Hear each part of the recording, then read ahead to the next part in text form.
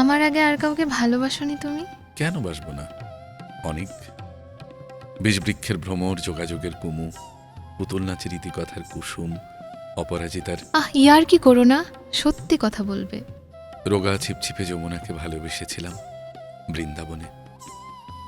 পাহাড়ি ফুলডুংরিকে ঘাটশিলাই, দজ্জাল যুবতী তোরসাকে জলপাইগুড়ির জঙ্গলে।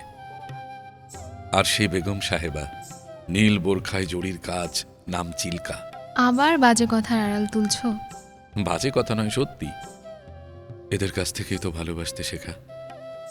অনন্ত দুপুর একটা ঘাস ফড়িংয়ের পেছনে, এক একটা মাছরাঙার পেছনে গোটা বাল্যকাল কার্পাস তুলো ফুটছে। সেই দিকে তাকিয়ে দুটো তিনটে শীত বসন্ত। এইভাবেই তো শরীরের খাল নালায় চুইয়ে চুইয়ে ভালোবাসার জল। এইভাবেই তো হৃদয় বিদারক বোঝাপড়া। কার আদলে কি, আর কোনটা মাংস, কোনটা কস্তুরী গন্ধ।